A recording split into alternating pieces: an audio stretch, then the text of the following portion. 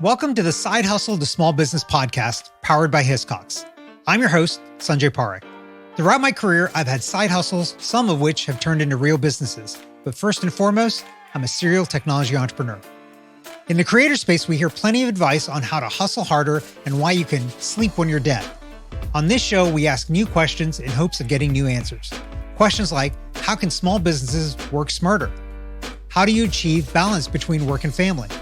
How can we redefine success in our businesses so that we don't burn out after year 3? Every week, I sit down with business founders at various stages of their side hustle to small business journey. These entrepreneurs are pushing the envelope while keeping their values. Keep listening for conversation, context, and camaraderie.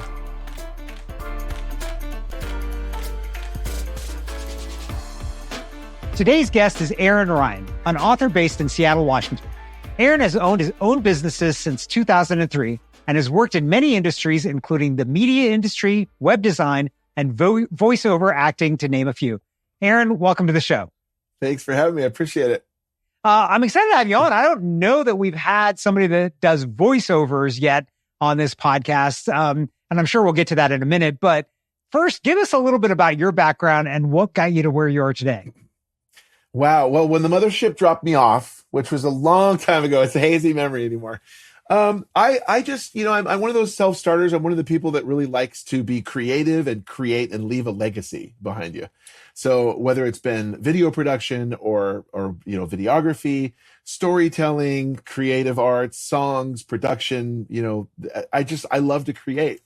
So I've always been a storyteller. If you look back on my career track, every single one of the past, 20 careers that I've had, because I've bounced, have all been about storytelling. And so right now I'm on parallel tracks of being a voiceover artist, telling other people's stories, and an author telling my own. Now, I greatly prefer this one over here, but I really enjoy being a storyteller for both. And they're both fantastic pursuits. I'm really super grateful. Yeah. So it sounds like you've done just multiple entrepreneurial things kind of throughout your career. Is this so what was the first thing? Was there something as a kid? And also, was there entrepreneurs in the family? That's kind of the thing that drove you into doing this yourself? I don't think there was any precedent, but there were definitely, as far as, entrepreneurial pursuits as a kid, Kool-Aid stands, right? I mean, definitely did the Kool-Aid stands.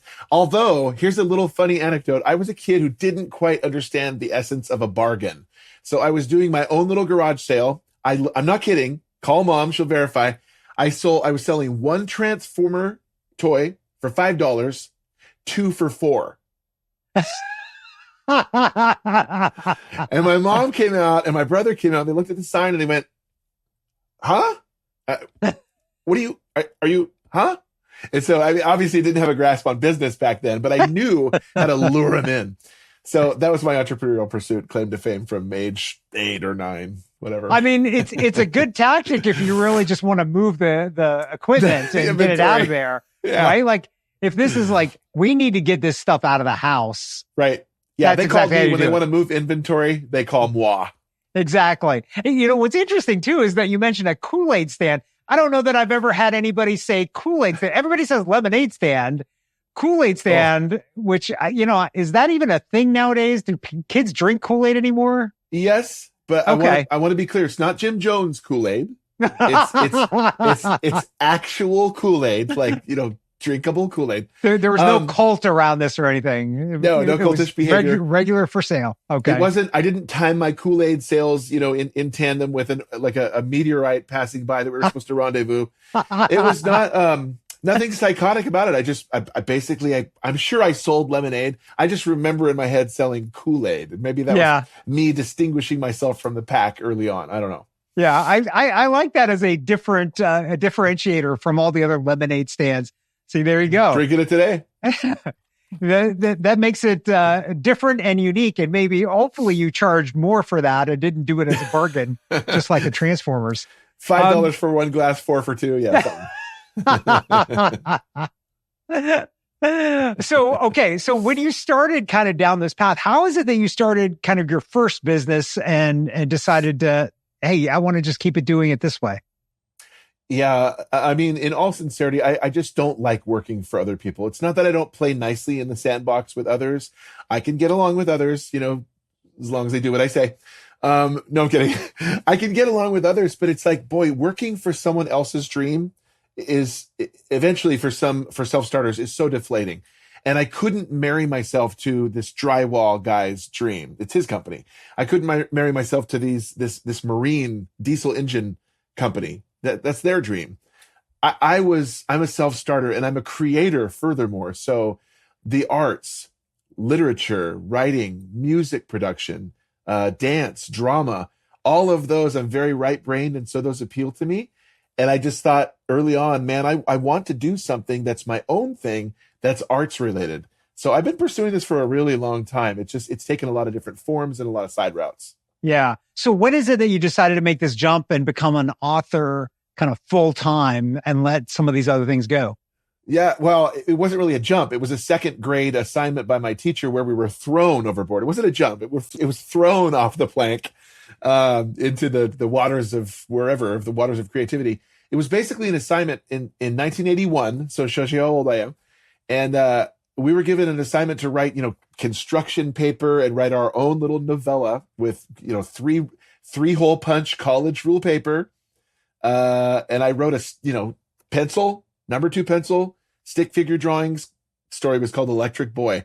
And I thought, wow, this was really cool. Look at this, this story at Mom, look, it's up on the fridge.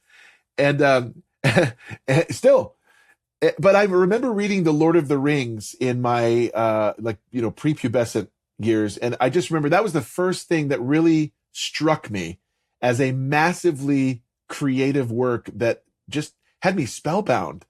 And I thought it was kind of one of those, if Tolkien can do it, why not me? And so I really wanted to be a storyteller, but that storytelling, that bobbed and weaved throughout my life. Storytelling took the form of music production and CDs and touring. It took the form of drama and acting. It took the form of poetry. It took the form of music for many years. And then it took the form of voiceovers, but here I'm telling other people's stories. Now I just happen to have returned to authoring, and it's the most satisfying thing I've ever done. So glad I came back full circle. Yeah. So when was it that you decided to go kind of all in? I know you're still doing the voiceover thing, but kind of all in on being an author and let go of some of these other things. What was the thing that made you make that decision? Last year. It was only last year, and it's not even a year ago. So I am an anomaly in many ways. I understand that and stuff, and I'm totally okay with that. This is the one thing I'm probably going to always have to defend. As a voiceover artist, there were a number of critical negative factors affecting the industry last year. The SAG-AFTRA strike, lowballing colleagues, underbidding colleagues, lowballing clients, the economy, if I didn't already say that, and AI. AI really came to the fore with ChatGPT and OpenAI, and we are seeing an industry pay scale erosion, the likes of which we've never experienced. I'm sitting here in the fall, early November last year going, I have got to pivot. I'm having a great year, but the future does not look bright for voiceovers. So I said, I have to pivot. What can I do? And it didn't take me long. I'm a storyteller. I've written stories before. I wrote and published 6 voiceover books as a voiceover artist. I wrote a fictional novel in the 90s, which I ultimately abandoned. It's always regret that. Wrote the stories as a kid. I thought, I'd like to make a return foray into authoring again. What could I write? And then I just sat down and started writing the first words to Dissonance Volume 1 Reality, November 21st last year. I am working on the 6th book right now in that series. And that will equate to roughly 2,000 pages, 6x9 books. And this one is going to publish November 20th this year. 6 books in one entire year. It's just, I have never pursued anything with such passion, and the voiceover industry, the crumbling of the voiceover industry was really the impetus that pushed me back into it. Huh. So that is a impressive pace. That's essentially 2 books or a book every 2 months. Yeah. How do you keep up with that pace of writing? Well, the voiceover industry, again, slowing down and seeing some adverse reactions, happening to that. the quality of jobs has decreased. The quantity of jobs has decreased. So I have a lot more time. I mean, there's a lot less jobs being awarded. The quality of jobs again has dropped. So, these are jobs I don't want to audition for because the industry pay scale has just been eroded so much that should pay 3,000. They want to pay 500. I'm not going to audition for that. Right. So it's been more of a selection process in the voiceover industry, which has given me a lot of time to type. So I do auditions all day long. I record the jobs when they come in. But in between those jobs, I am fingers flying on the keyboard. I'm researching like crazy. Right. I put the kids to bed at 8:00 with my wife. And then as soon as they're done, okay, night. All right. Love you. Okay. Kisses.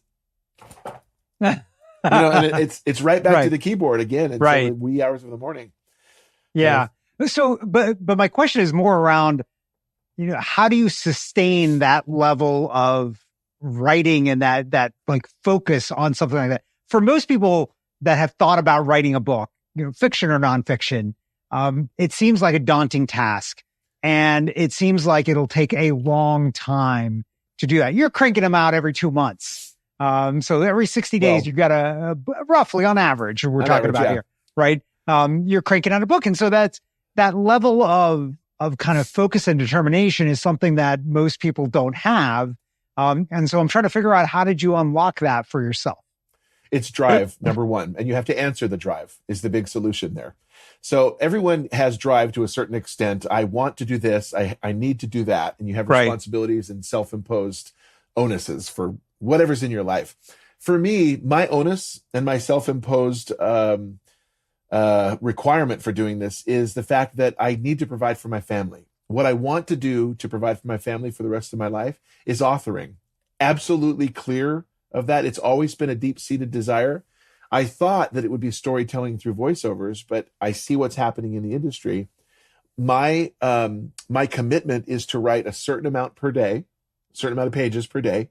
Right now, it's 5 pages per day. The word count is always going to vary, but at least 5 pages per day. And I'm currently sitting at 258 pages on volume 4, which it's a weird numbering convention, but it's the 6th installment in my series. I know 4, 6, it's confusing. But that is my drive. This is my drive. And this is my exit strategy and off-ramp from a perhaps failing voiceover career. There's an urgency there that drives me to write. And I love this story. Every time I try to get away from it and write the other story that I've been working on, Dissonance just sucks me right back in. Yeah. I love it. So tell us a little bit about kind of the style of story that you're working on and kind of the characters that you're working with. I would love to. Yeah, thank you. So this is the best thing I've ever written. I'm deeply proud of it. It's loaded with thematic depth, justice versus revenge, cynicism versus trust, snarkiness versus maturity. He goes on a wide character arc. In 2026, these things silently drift down out of the sky. We don't know what they are. They're not pods, crafts, ships, drones. They're beings, and they hover down out of the sky 50 feet above the ground, all over the planet by the hundreds and hundreds of thousands. We're going, friend or foe? What is this? They wait there for 90 days. So we think, well, maybe they're angelic messengers. They're not hurting us. They haven't attacked us. September 3rd, 2026 rolls around. They all wake up at the same time all over the planet. They hiss at us. Everything goes south from there. We call them Gorgons because, like Medusa the Gorgon, you cannot under any circumstances lock eyes with them. One look and it's all over. They have a telepathic paralytic. They're going to freeze you where you stand, eat you at their leisure. You're going to feel every single bite, and it's going to be awful. So don't take pictures of aliens. Run. Just run. I mean, I don't know why we do that. So it's a story of two brothers and finding out that something much bigger than what they have always known in the 16 years since the alien invasion, something bigger is going on. What is it? They don't know. Culminates in a massive counterstrike, and we kick them off the planet finally. But they go through a big journey on that process. Yeah, very proud of it. Yeah. So I'm a sci-fi guy myself. Your story a little bit reminds me of V. I don't know if you remember that series from a long time ago. The 80s one. Yeah. The 80s version, not the remake. I would say the comic book version because I actually have all the comic books from the original 80s version of the show. So so that's how much of a sci-fi nerd I am. So I am out nerded. One day, if we're ever together and I have my comic collection, I'll let you flip through some of the issues I've got here of V. Let's talk about like kind of like your drive and kind of the reasoning of the books. Is there something that you're like hoping to convey to your readers, or something that you're trying to get them to think about and understand about the world or about themselves? No, I'm kidding. No, absolutely. And it's funny because I've been asked that question and I never have the right answer. Ultimately, it is not a referendum. The word is, the series is called Dissonance. Dissonance is the very lack of harmony. It's two notes clashing. Right. As a musician, I understand that. And dissonance, though, is the very lack of harmony. 16 years after an alien invasion, you see what people are still doing to each other. You see what people are still willing to do to, put themselves ahead and throw their competition under the bus and self-preservation at all costs. So it is not a referendum on current society, although that argument could be made, and I believe has been made. It is, and it's not conversely a Rodney King, can we all get along plea? Right. It just, the message, the central message is that the worst enemy of mankind is really always mankind. So the aliens at that point just are kind of rendered to little more than a nuisance, swatting a fly. They're just terribly deadly flies. But we need to do better to get along. And boy, I think I've released it in the right year. Yeah. For that, because I don't know, everyone seems pretty harmonious this year. I don't know. What do you think? Seems like it's going to be fine. I got to ask you then, being that we're both science fiction guys, what do you think? Do you think aliens actually exist? You would not believe the number of people who come up to my trade show and craft fair booths when I'm selling my books there. And they go like, so I was abducted and they're real. I want to tell you. And I'm like, alien invasion, not abduction, invasion, attack, predatory, not They're trying to give you a new storyline that actually started out as an abduction first. I don't know. It's already been done. I think that God is bigger than any of us, and that if these creatures somewhere exist, I hope they don't exist. These ones in particular, because they're terrifying, and I wrote them that way. You can't even look at them. I mean, it's all over. Right. If they do exist, I believe that it's somewhere way over there. And if we ever connect and meet, that would be interesting, but I'm not entirely sure. I think we have way too much work to do on ourselves and too much work to be done on us right here. Yeah. Yeah. I find it hard to imagine that there is not other intelligent life in the universe, given how many stars, how many planets, how many everything else. Like, how could we be so special to be the only planet, only beings in the world, in the universe, right? So the movie Contact, love the movie Contact with Jodie Foster. Her dad said, well, if we are the only ones, seems like a tremendous waste of space. And I love that line. It's a great line. That is a great line. And if you ever get to go to, down there in New Mexico, why can I not remember the name of the place? Area 51? No, not Area 51. the place with the satellite dishes that are from the movie Contact. Yeah, the antenna arrays, yeah. Yeah. It's fantastic. We got to visit there years ago, and it is super interesting, all the work that they're doing there. So, okay, cool. Last question on kind of the author book front before we kind of move on to other things. Are there any authors that kind of stick out to you that have really influenced you in your work? Big breath. So J.R.R. Tolkien, number one, first and foremost. I'm a huge geek, and this is where I out-nerd you. This is my ring. It's not the one ring. I want to clarify. See, I'm still here. But I have my family's names engraved on this ring. Quintessential work of fantasy fiction of all time, Lord of the Rings. I mean, undisputed heavyweight. Yep. So Tolkien, love Tom Clancy. Marie Lu, Suzanne Collins, Hunger Games. John Grisham, Michael Crichton, James S.A. Corey, Stephen King. And somewhere all the way to the other side of the spectrum, Dave Barry with satire. I mean, the fictional satire that he employs, genius. It's absolute genius. So I read a wide spectrum, but it is mostly sci-fi. I am shocked, absolutely shocked you did not mention Isaac Asimov.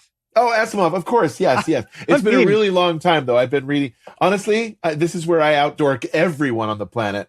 is I'm an aliens. I like aliens. I don't know why. It's a gene or something floating around in there somewhere. But I like Aliens, 1986 Sigourney Weaver movie, greatest movie of all time. It's a great movie. The same. It's a great movie. Yeah. The little sub books that are by other authors in the Alien canon. That's what I'm reading right now, and there's so many of them. Oh, really? So, okay. Like Tim Lebbon's Alien Out of the Shadows, fantastic book, spin-off book, and I get stuck in those and I read them over and over again. Yeah. Okay, let's change kind of gears here a little bit and talk about kind of health and wellness and doing all that in terms of this, because of the things that you're working on. Just like the things that I work on, it's about a bunch of sitting around, right? You're sitting around typing on a computer, or you're sitting in a booth behind you there doing voiceover. There's not a lot of activity. Standing in the booth. Okay, standing, not sitting in the booth, standing. So you get a little bit of uptime there. Yep. But how do you manage like the stress of running these things yourself, and then life and all of these other things that are important? I go to a men's group on Tuesday mornings with my church, and we were just talking about this morning. Is men are not supposed to look pear-shaped, and it's just we weren't created that way.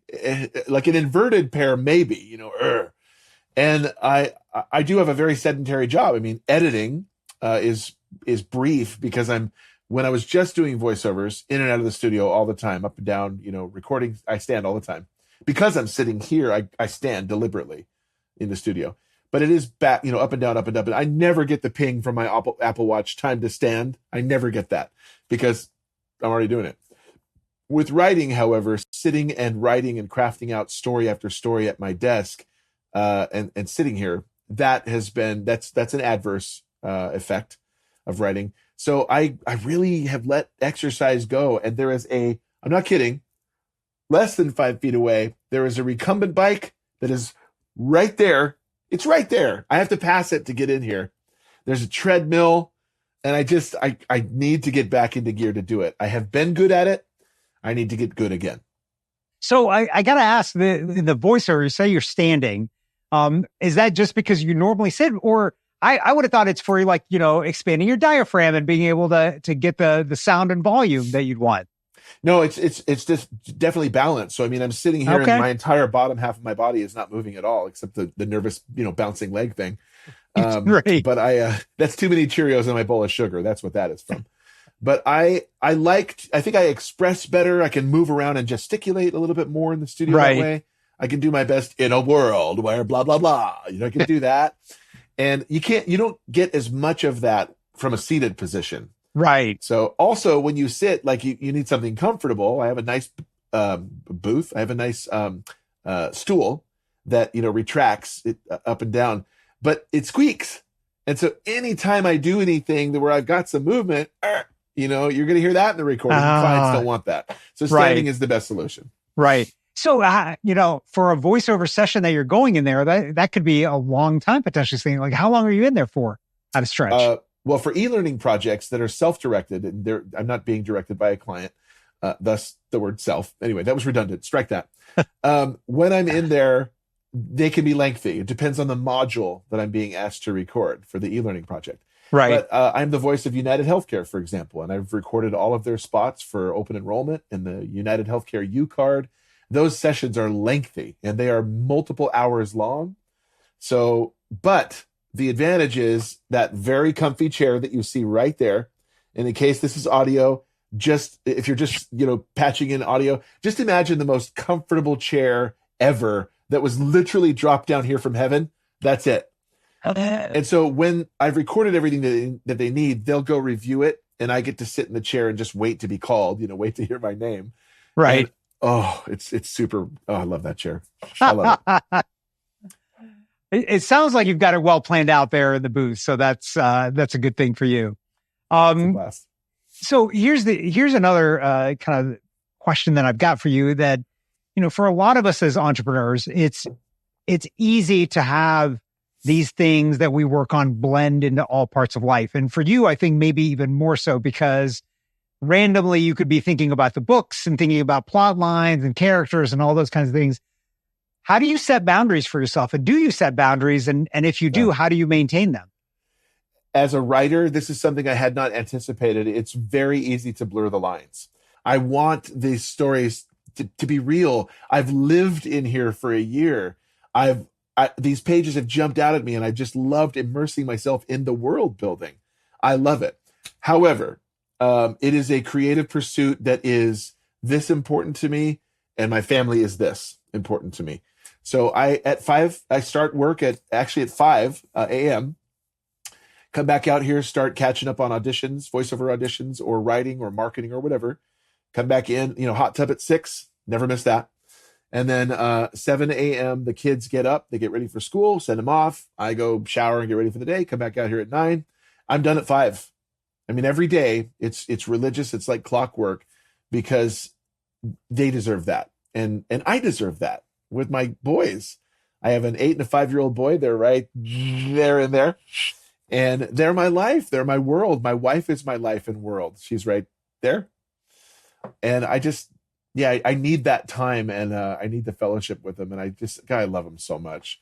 So thinking back to kind of like all your time and doing these entrepreneurial endeavors, if you could go back in time and do something differently, is there something that kind of comes to mind, and why, and how would you do it differently? I wish that I would have listened to my voice, my inner voice, as cliche as that sounds, early on, and I would have kept with writing, because it is such a fulfilling pursuit to create these worlds and these stories. And then, it wrecks you when you kill somebody off. I hate playing God in that capacity. And then, you write a prequel and you get to resurrect them. They're back to life again. It's a power. It's an amazing ability and an immersive experience with every single book that I write. I started down that path in the early 90s. It did not, I felt, represent where I wanted to go in my life at the time. So I abandoned it ultimately, and I hit the delete button. I don't even remember what kind of crappy computer it was. It was like one that if you delete something, no, it's gone. There is no recycle bin. It's gone. And so there's just no way. You can't go back again. I wish that I would have stuck with it, though, because I look at the John Grishams and the Tom Clancy's and the Michael Crichtons and the everybody else, Suzanne Collins, J.K. Rowling. I look at all of them and just go, what if I was there at that level? Because this is how I want to put bread on my table for my family, is through the creation of these worlds and these stories and these characters. Had I stayed on that path and not been so, wayward and, squirrel, maybe I'd be, further down that path. So, but you live and learn, and hindsight's 2020. It's fine. Yeah, absolutely. Is there anything that you use in terms of technology or apps that help you along this process? So I'm a dinosaur. Roar. I really do. I know what I know. I use Microsoft Word, and I have an editor. She uses Word, and it's, that's what we use. I don't use any of the fancy tools. Sometimes I can't even remember their names. I still use Microsoft Money for my finances. Don't laugh. Okay, you laugh. I used to, this is going to Do they even make that anymore? I think they stopped making that, right? Discontinued in 95. Right. Get this though. I was going to say, I used to use Money, and it's been a minute since I've used it. Do you remember Microsoft Photo 30 Draw? Years? No, I don't remember that at all. That one. I just migrated from Photo Draw last year. Like that one was, I don't even remember it. Like it can't open any file size larger than, 3 bytes. So I moved, finally migrated to Affinity Designer, which is very much like Illustrator, right? Just without the subscription that you pay until Jesus returns. Affinity Designer is great, and I'm getting the hang of it. So I use that for design. I use Word for writing, and I use Reaper, Microsoft Reaper, Reaper for editing, audio, voiceovers, and editing. Yeah. Okay, that's awesome. Okay, last question for you. If you were talking to one of our listeners that is thinking about, going from essentially what was a side hustle for you into a full-time business, what kind of advice would you give them? So I have a plaque here that's the advice, the phrase, the mantra, if you will, is emblazoned on, but it's not going to show up well in camera. I was given this advice by a voiceover agent / entrepreneur a few years ago. I'll never forget it. As an author, man, we want people to buy our books. We want good reviews. We want the books to go viral. We want people to say nice things about it. We want it to be adapted to the screen. We want it to be made into a movie. That's our dream, right? But it's thriving on affirmation, which is really dangerous. So you have to, at the onset of your career, separate this desire for affirmation from your trajectory. The phrase that I got was, someone's endorsement of you or lack thereof has very little to do with your trajectory. I said, wait, what, say that again? And I was on the phone with her. She said it again. I was like, dang. I mean, that's absolutely what I needed to hear, because as a voiceover industry, I was really trying to climb the corporate voiceover ladder with all the mucky mucks and be well regarded so that I could speak at conventions and all that stuff. Little did I know they already have their handpicked, flock from the people that they want to teach. So I was beating my head against the wall. But I complained, and my agent friend said, hey, they don't need to endorse you. Someone's endorsement of you or lack thereof has very little to do with your trajectory. My trajectory is forward. I'm a writer, and a damn good one, regardless of whether people buy my books, regardless of whether I get good reviews, regardless of whether it's turned into a movie. All those are true. They are true. And I do have great reviews, and I have great books that sell, but I don't need to hang my hat on that. It's just go forward, enjoy, be you, do what you do. It'll happen eventually. Don't worry about it. Yeah. Well, on that note, where can our listeners find and connect with you online? Favorite question of all questions in any interview. Thank you. So you can go to authoraaronryan.com, and that's not awfulaaronryan.com. I have to clarify that. authoraaronryan.com, and that has a list of all my works and books and all my works. Or you can go to dissonancetheseries.com, but because dissonance is a hard word to remember and spell, people think I'm saying dissidence.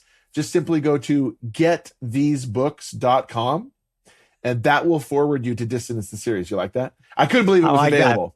So I like that. That's really good. authoraaronryan.com or getthesebooks.com will connect. And I love mail. I love talking to readers. So please email me. Love to hear from you. Awesome. Aaron, thanks so much for being on the podcast today. Thank you for having me. My pleasure. Thanks for listening to this week's episode of the Side Hustle to Small Business podcast, powered by Hiscox. To learn more about how Hiscox can help protect your small business through intelligent insurance solutions, visit hiscox.com.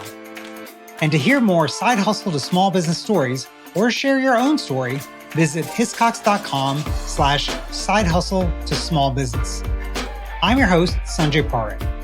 You can find more about me at my website, sanjayparekh.com.